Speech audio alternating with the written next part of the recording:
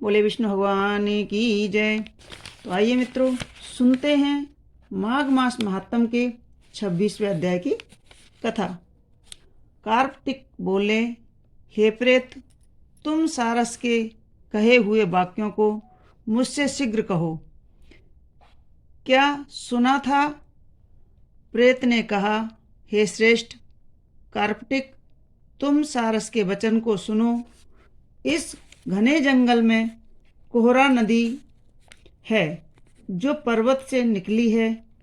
उसके पास ही सदा जल से भरे ताल हैं जहाँ मत वाले हाथियों के झुंड रहते हैं और बड़े बड़े कुकुट वृक्ष तथा चिकने जामुन के मनोहर वृक्ष हैं।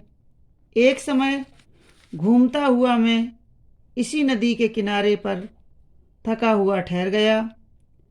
वहीं पर सारस का एक जोड़ा किसी दूसरे वन से उड़कर और वहाँ पर पानी पीकर अपनी भार्या से रमण करके बाएं पंख में सुख से अपना मस्तक ढांक कर सो गया। इसके अंतर लाल मुख, लाल नेत्र, लाल तीखे दाढ़ और नख बड़े बड़े रोवे, लंबा पूंछ वाला, बड़ा चंचल, बड़ा बलवान बंदर वृक्ष से उतरकर जहाँ सारस सोया था वहाँ पर आया।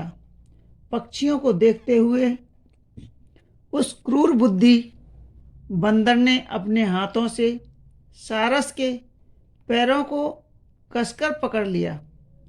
वहाँ के बाकी सब पक्षी उड़ गए, परंतु भयभीत सारसी विलाप करती हुई वहीं रुक गई। नींद टूटने पर भयभीत हो उस सारस ने चकित नेत्र से सिर झुकाकर उस दुष्ट भयंकर बधिक बंदर को देखकर सरसवाणी से कहा, हे बंदर, तुम बिना अपराध के मुझको क्यों पीड़ा देते हो?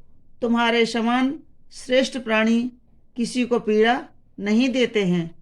हम अहिंसक साधु हैं, दूसरों की वृत्ति से विमुख रहते हैं। जल की काई खाने, आकाश में उड़ने, वन में रहने, अपनी ही स्त्री से प्रेम करने, दूसरों की स्त्री को त्यागने, दूसरों की बुराई से दूर रहने, चोरी न करने, बुरों का साथ न करने तथा दूसरों को कष्ट न देने वाले इस प्रकार के से निरपराधी हैं। हे वानर, मुझको छोड़ दो। देखो, मैं तुम्हारे पूर्व जन्म का हाल बताता हूँ, परंतु तुम मेरा नहीं जानते हो। ऐसा वचन सुनकर वह बंदर सारस को छोड़कर और कुछ दूर पर बैठकर बोला, हे सारस, तुम ज्ञानहीन पक्षी हो और मैं वन में घूमने वाला हूँ। फिर भी मेरे पूर्व जन्म का वृतांत जो जानते हो वह सब कहो। सारस ने कहा, हे श्रेष्ठ वानर, सुनो। तुम पूर्व जन्म में पर्वतों में श्रेष्ठ विंध्य पर्वत के राजा थे और मैं अति पूज्य ब्राह्मण तुम्हारे कुल का पुरोहित था। इस भूमि में तुमने संपूर्ण प्रजा को दुख देकर बहुत सा धन इकट्ठा किया। हे वानर, प्रजा को अत्यधिक पीड़ित करने के कारण तुम अति दुखदायी कुंभीपाक नाम के नरक में फेंके गए, जहाँ बारंबार मरने तक तथा जन्म लेने से तुम 3000 वर्ष तक उस नरक की तीव्र और असाध्य यातना सहन करते हुए नरक से निकले और अब बचे हुए पाप के कारण तुम बंदर होकर मुझको मारना चाहते हो। पूर्व जन्म में तुमने ब्राह्मण के बगीचे में बिना उसके पूछे ही अपने बल से लूटकर उसके पके हुए केले खाए थे। उसी पाप के भयंकर फल से तुम अब वानर और वनवासी हुए हो। हे ब्राह्मण, ऐसी कथा सुनकर वानर ने सारस से कहा, तुम ठीक जानते हो तो अपना हाल बताओ कि तुम पक्षी कैसे हुए। सारस बोला, हे वानर, मैं तुमको बतलाता हूँ कि किस कर्म से मैं पक्षी होकर इस दुर्गति को पहुँचा। तुम पूर्व जन्म में जब राजा थे तब सूर्य ग्रहण में नदी के तट पर बहुत से ब्राह्मणों ने के निमित्त अन्न के 100 ढेर दान किए थे। यह समझकर कि मैं राजा का पुरोहित हूँ, मैंने ब्राह्मणों को थोड़ा थोड़ा अन्न देकर बाकी सब ले लिया। जिसके अपहरण करने से जो पाप उत्पन्न हुआ, उस पाप से मैं कालसूत्र तथा रक्त कर्दम नामक नरक में पड़ा, जहाँ सर्वत्र कीड़े रेंगते थे और जो दुर्गंध और पीप से भरा था। वहाँ पर नाभि तक नीचे सिर किए हुए गड़े रहकर मैं पीप चाटता रहा और मेरे शरीर को बड़े बड़े गिद्ध, कौवे और कीड़े बराबर काटते रहे और खाते रहे। उस समय मेरा एक एक क्षण महाकल्प के समान बीतता था। 3000 वर्ष मुझको इस प्रकार की यातना भोगते हुए बीत गए। तब नरक से निकलकर मैंने किसी प्रारब्धवश उद्धार पामर कर्म के फल से पक्षी का जन्म पाया है। मैं कारण सहित सब हाल कहता हूँ, सुनो। मैंने अपनी बहन के घर से पूर्व जन्म में कांसे का बर्तन चुराकर जुआरी को दिया था। इसी से मैं सारस हुआ। यह मेरी स्त्री पूर्व जन्म में ब्राह्मणी थी और इसके भी कांसे की भयंकर चोरी की थी।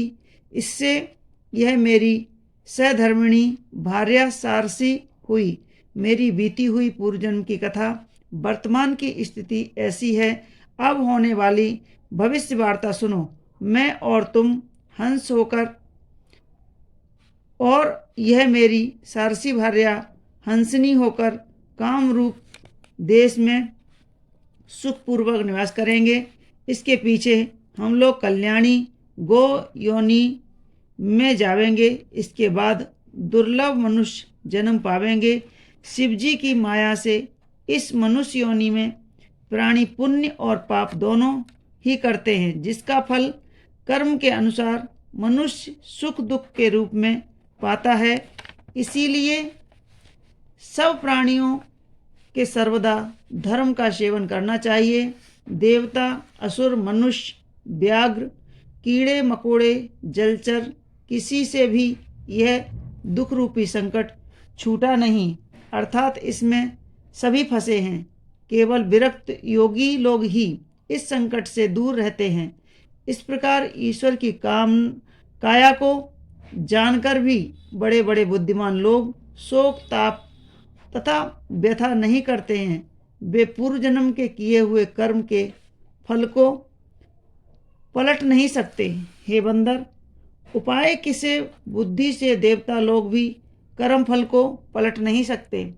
पहले तुम राजा थे, बाद में नरक में गए, अब तुम बंदर हुए, फिर भी ऐसा ही जन्म पाओगे। ऐसा समझकर बिना शोक किए तुम आनंदपूर्वक इस वन में विचरते हुए काल की प्रतीक्षा करो। किसी को सताओ मत। और मैं ईश्वर की माया से इसी प्रकार जंगल जंगल धैर्य धारण किए हुए सारस का जन्म बिताता हूँ। वानर ने कहा, पहले मैं तुम्हें पूछता था, अब तुम मुझको प्रणाम करते हो तथा तुम मेरे पूर्व जन्म के वृतांत को भी जानते हो। इस कारण हे सारस और सारसी, तुम आनंद पूर्वक रहो, तुम्हारा सदा कल्याण हो। तुम्हारे इन वाक्यों से मैं मोह रहित हो गया हूँ। मैं अब सर्वदा विचरूंगा। प्रेत ने कहा, हे ब्राह्मण, यह सुंदर विचित्र परम पवित्र पक्षी और बंदर का संवाद मैंने नदी के तट पर सुना था। इससे मुझे भी बोध हुआ कि मेरे शोक संताप का नाश हुआ है। यह अपूर्व रहस्य सब पापों का नाश करने वाला है। जो कोई व्यक्ति भक्तिपूर्वक इसको सुनता है या पढ़ता है उसको ज्ञान उत्पन्न होता है। बोले विष्णु भगवान की जय। मित्रों, यह थी माघ महात्म के 26वें अध्याय की कथा। आगे की वीडियो में हम आपको 27वें अध्याय की कथा सुनाएंगे। तो आपको हमारी कथाएं कैसी लगती हैं हमें कमेंट्स बॉक्स में ज़रूर लिखें और हमारे वीडियो को लाइक करें और हमारे चैनल को सब्सक्राइब अवश्य कर लें। धन्यवाद।